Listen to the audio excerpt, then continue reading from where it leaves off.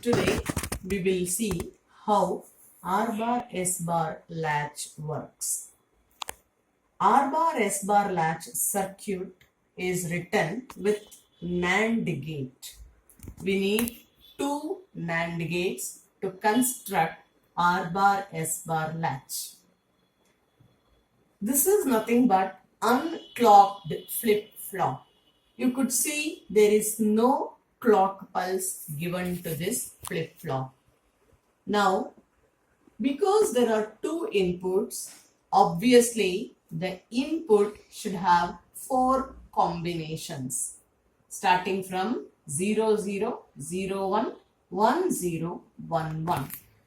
Let us see now what happens if I give 0, 0 combination and what will be that state called as. Now, if I give S bar 0, R bar 0, that means I am grounding these inputs.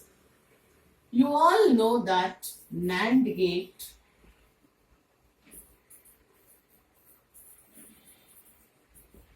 produces a high output if any one or all the inputs are high. This is NAND gate logic.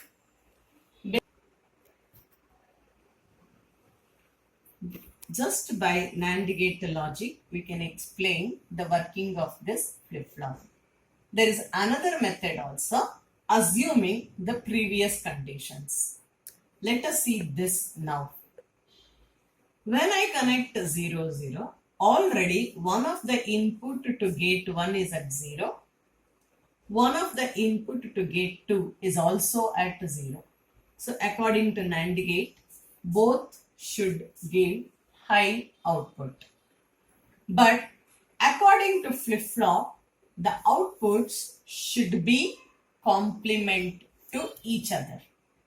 When it gets 1, 1, this is against the law of complement.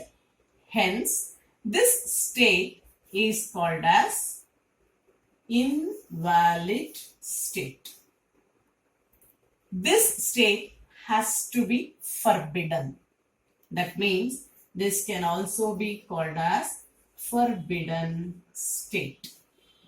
So, state 0, 0 produces high output at both the gates, hence it is called invalid state.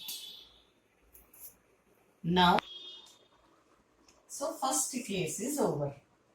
Let us see now what happens in the second case. That means when S bar remains as 0, but R bar is given at high input.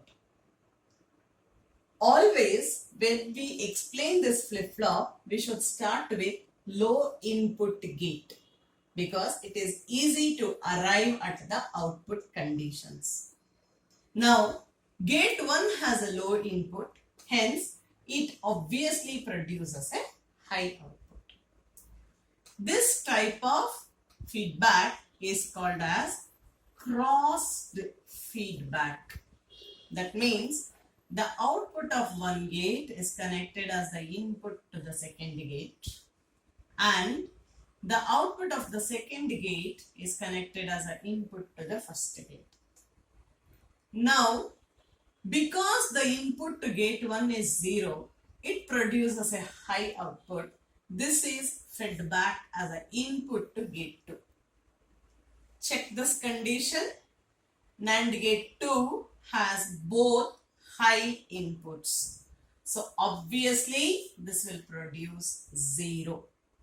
That means Qn plus 1 will be 1. Qn plus 1 bar will be 0. So it is according to the law of complement. Both are complement to each other. This state is called as set state because Q is called as normal state of the flip-flop. So if the normal state of the flip-flop is high, it is denoted as set state. So, when S bar is equal to 0, R bar is equal to 1, the outputs are Q as 1, Q bar as 0. This is a set state. Here I have written Qn plus 1 and Qn. That means this is the n plus 1th state. That is the next output. Qn means the previous output. Now the third case. When S bar is 1, R bar is 0. As I told you earlier, we have to start with the input which is 0. So I take the second gate now for the explanation. One of the input to second NAND gate is 0. So obviously the output will be forced to be at high state. This one is now fed back here. See the NAND gate 1 input, both are high. This is just the opposite case of the previous condition. Because both the inputs are high, the output Q will be 0. Again, this is according to the law of complement. Q is 0, Q bar is 1. As I said, if Q is 1, it is a set state. If Q is 0, the data is clear. Hence, we call it as a reset state. Thus, when S bar is 1, R bar is 0, Q is 0, Q bar is 1, the output state is called as. So we just saw the reset state condition. Now the last condition we will see. That is when both the inputs are high. Now gate 1 also has a high input. Gate 2 also has a high input. So far we came to a conclusion at the output because at least one of the input was 0. Now that is not possible. Now the output of gate 1, output of gate 2 mainly depends on these two inputs. That is nothing but previous outputs. So let us take. Go. So for this we need to assume the previous state. Let us assume the previous state is 1 and the Q bar is 0. That means a set state. Previous state I have assumed it as a set state. So let me write that 1, 0. So when both the inputs are high, this 0 will be the input to gate 1.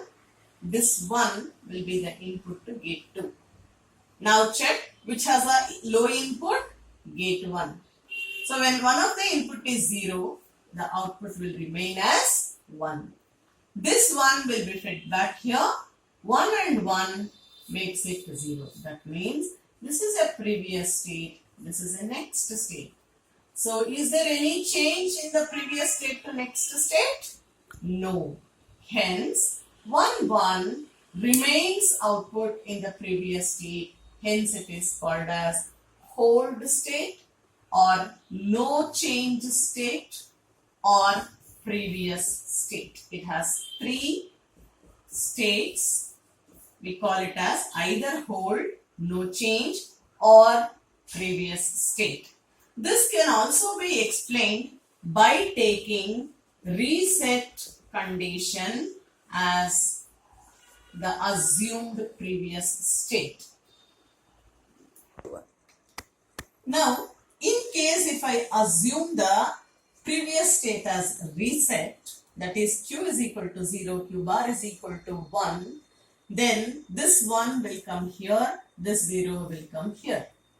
Now, the input, low input is at gate 2. Hence, this forces this to be at high output. That means you can notice there is no change from previous state to next state. Now, this 1 will come here as a new feedback. 1 and 1 produces 0. So again you could see there is no change from previous state. Hence, whether the flip-flop is in set state earlier or reset state earlier, the output remains as a hold state. That means flip-flop holds the data. That is why we say flip-flop has memory capacity. So this is the working of R bar, S bar latch. You could know that, you could also notice that latch means lock. That is, hold state locks this and stores this output. So in a simple way, I have explained about R bar, S bar latch. Thank you. Please subscribe my channel if you like this video.